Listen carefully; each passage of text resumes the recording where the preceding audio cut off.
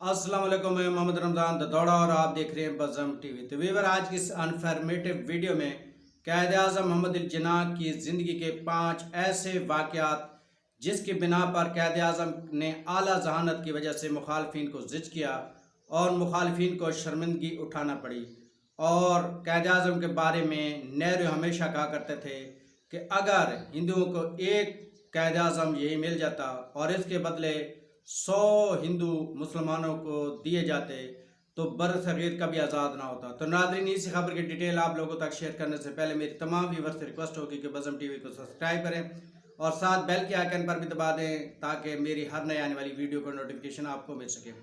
तो लिए चलते हैं आपको खबर की तरफ कि दुनिया में बहुत से कम लोग ऐसे हैं जो दुनिया का नक्शा बदल कर रख देते हैं। कायद आज़म मोहम्मद अली जिन्ना का शुमार गोहर नायाब शख्सियात में होता है जो अपने काम से दूसरों के लिए मशल राह का फरीज़ा सर अंजाम देते हैं। कायद आज़म मोहम्मद अली जिन्ना जब आप लंदन यूनिवर्सिटी में तालीम हासिल कर रहे थे तो एक अंग्रेज़ प्रोफेसर पीटर उनसे शदीद नफ़रत करता था। एक दिन प्रोफेसर डाइनिंग रूम में लंच कर रहा था तो जिन्ना साहब भी अपनी ट्रे लेकर मेज़ पर आकर बैठ गए और लंच करने लगे। तो प्रोफेसर को अच्छा ना लगा तो प्रोफेसर ने कायद आज़म से कहा कि एक सूर और एक परिंदा एक साथ खाना नहीं खा सकते। तो जनाब साहब ने पूरी इत्मीनान से उस प्रोफेसर को जवाब दिया, I should fly to another table, यानी मैं उड़कर दूसरी मेज़ पर जाकर बैठ जाऊंगा। तो ये उस प्रोफेसर के लिए एक शर्मनाक वाक़या था। कायद आज़म की हाजिर जवाबी ने पीटर को शर्मिंदा किया और प्रोफेसर ने इंतकाम लेने का फैसला किया।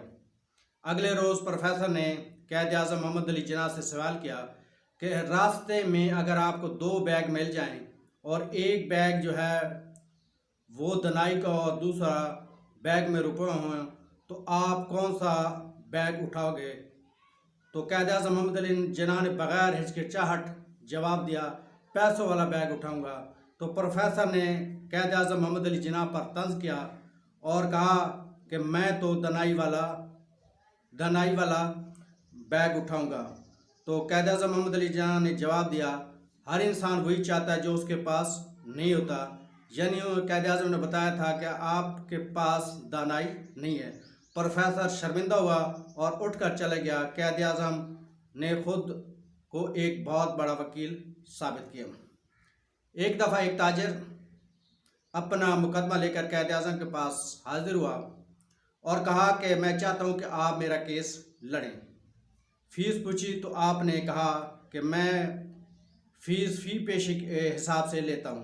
ताजिर ने कहा कि मेरे पास इस वक्त 5,000 रुपये हैं, मेरे वो 5,000 रुपये आप अपने पास रखें और मेरा केस लड़ें।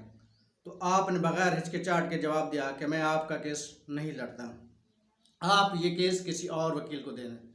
तो वो ताजिर बाज़िद था कि आप मेरा केस लड़ें। तो इस बात पर कायद आज़म मोहम्मद अली जिन्ना मुत्तफ़िक हुए कि मैं फ़ी पेशी के हिसाब से केस लड़ूंगा। हो सकता है कि ये केस लंबा भी हो सकता है और शार्ट भी हो सकता है। तो कायद आज़म मोहम्मद अली जिन्ना ने अपनी आला जहानत की वजह से ये केस लड़ा और फ़ी पेशी फ़ीस 500 रुपये रखी और कायद आज़म मोहम्मद अली जिन्ना ने 3 पेशियों पर उस ताजिर का जो केस था वो जीत लिया और उस ताजिर ने खुशी के तौर पर कायद आज़म मोहम्मद अली जिन्ना को 5,000 रुपये देने को कहा।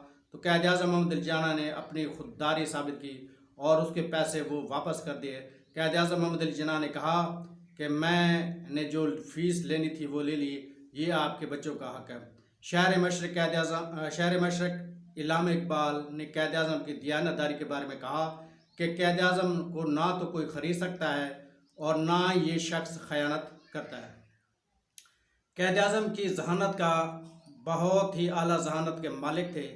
कायद आज़म एक दफ़ा पार्लियामेंट के इजलास में शरीक होने के लिए बम्बई से ट्रेन में दिल्ली की तरफ रवाना थे तो डब्बा फर्स्ट क्लास में सवार हो गए जो बिल्कुल खाली था। जब गाड़ी चलने लगी तो ऐन वक़्त एक खूबसूरत हसीना उस डब्बे में दाखिल हो गई और उस डब्बे में बैठ गई। क़ायद आज़म मोहम्मद अली जिन्ना अखबार का मुताला करने लगे और इसी दौरान वो लड़की अपनी सीट से उठकर क़ायद आज़म के पास आकर बैठ गई और क़ायद आज़म मोहम्मद अली जिन्ना के साथ हरकतें करने लगी।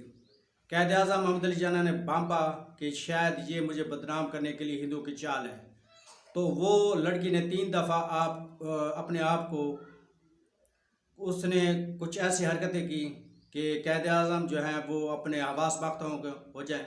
लेकिन क़ायद आज़म मोहम्मद अली जिन्ना ने आखिर तंग होकर उस लड़की को अपने कानों की तरफ इशारा किया और कहा और एक कागज़ और पेंसिल उसके सामने रख दी और उसे लिख दिया कि व्हाट डू यू मीन्स, कि आप क्या चाहती हैं, मैं गूंगा हूँ। तो वो लड़की गुस्से में आकर उसने कागज़ पर लिख दिया कि आप मुझे 1000 रुपये दें वरना मैं अगले स्टेशन पर सोच मचाऊंगी कि आप मेरे साथ ज़्यादती करना चाहते थे। तो उसने जब ये कागज़ पर ये अल्फाज लिखे तो क़ायद आज़म ने वो कागज़ लेकर फ़ौरन उस ट्रेन की जो एमरजेंसी ब्रेक थी वो लगवाई और सिक्योरिटी गार्ड क़ायद आज़म मोहम्मद अली जिन्ना के कैबिन में आया और क़ायद आज़म मोहम्मद अली जिन्ना ने वो लड़की और वो कागज़ उस सिक्योरिटी वाले के हवाले किया और वो लड़की बहुत अपने किए पर शर्मिंदा हुई और पुलिस उसको अपने साथ ले गई। और एक इसी तरह का एक और वाक़या कि क़ायद आज़म मोहम्मद अली जिन्ना एक रात अपने ड्राइवर के साथ सफ़र के लिए जा रहे थे। जब थोड़ा सा आगे शहर में निकले तो एक औरत रात के सन्नाटे में खड़ी थी, ट्रांसपोर्ट भी नहीं थी। उन्होंने क़ायद आज़म मोहम्मद अली जिन्ना से लिफ्ट मांगी। क़ायद आज़म पहले तो सोचा, फिर अपने साथ बिठा लिया। जब और क़ायद आज़म जो थे वो सिगरेट पीना उन्होंने शुरू कर दिया। जब लड़की अपने मंजिल पर पहुंच गई तो जब वो उतरने लगे तो उसने शोर मचाना शुरू कर दिया कि शोर मचाया और बहुत से लोग वहाँ पर जमा हो गए। तो उस लड़की ने कहा कि ये शख्स जो है ये मुझसे छेड़छाड़ी करता था और मुझसे ज़्यादती की कोशिश की। तो क़ायद आज़म मोहम्मद अली जिन्ना फ़ौरन अपनी गाड़ी से उतरे और उन लोगों से कहा कि आप इस सिगरेट को देखें। वो सिगरेट जल रही थी और अभी तक उसके ऊपर एक बहुत बड़ा फुल्ला था। आपने झटका दिया तो वो फुल्ला नीचे गिर गया। तो आपने कहा, ऐ लोगों, अगर मैं इसके साथ ज़्यादती करता तो ये फुल्ला जो तकरीबन कितने मिनट का हो सकता है कि ये फुल्ला इसके ऊपर खड़ा है, तो इसका मतलब ये है कि मैं उस वक़्त सिगरेट पी रहा था। तो वो लोग बड़े शर्मिंदा हुए और उन्होंने उस लड़की को बहुत तान पान की और वो लड़की शर्मिंदा होकर चली गई। और इसी तरह का एक और वाक़या कि एक दफ़ा एक शख्स आपके पास मुकदमा लाया और आप उसका मुकदमा लड़ रहे थे और आपने उस मुकदमे में जज को इतना टफ टाइम दिया और इतने दलाल दिए कि वो जज हवास बाख्त हो गया। उसने क़ायद आज़म के इस दलाल पर गुस्सा निकालने के लिए उस मुल्ज़िम को आर्डर हुक्म दिया और फैसला दिया कि इसके गले में 5 मिनट के लिए जो है ना फंदा डाला जाए। उसका मतलब यही था कि इसको फांसी दी जाए। लेकिन उसने फंदा लिखा था तो क़ायद आज़म मोहम्मद अली जिन्ना ने कहा, ठीक है, मुझे आपका फ़ैसला मंजूर है, मैं भी यही फ़ैसला चाहता था और इंशाल्लाह अगली दफ़ा जब आऊँगा तो मैं अपने मौकल को साथ खैर वाफियत ले जाऊँ। तो वो जज बहुत तंज से हंसा और कहने लगा, देखेंगे। जब अगली दफ़ा वो शख्स जो क़ायद आज़म का मुवक्किल था वो आया और क़ायद आज़म ने जज से कहा कि मुझे आप फंदा दें, मैं इसके गले में फंदा डालता हूँ। क़ायद आज़म ने फंदा लिया और उस अपने मुवक्किल के गले में डाल दिया और उसके साथ खड़ा हो गया।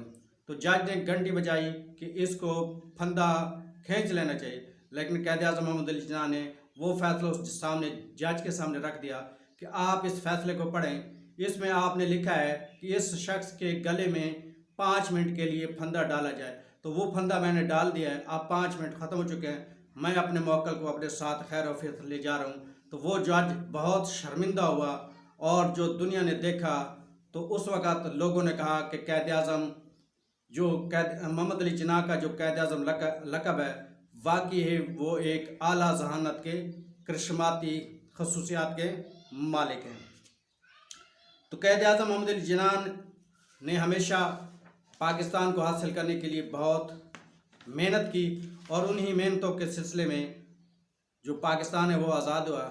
क़ायद आज़म मोहम्मद अली जिन्ना शुरू से बहुत सख्त बीमारी में मुब्तला थे, लेकिन पूरी ज़िंदगी में उन्होंने अपने जो एक मुआलिज था उसके अलावा किसी से इस बात का तज़किरा नहीं किया कि वो एक बड़ी बीमारी उनको लाहक है।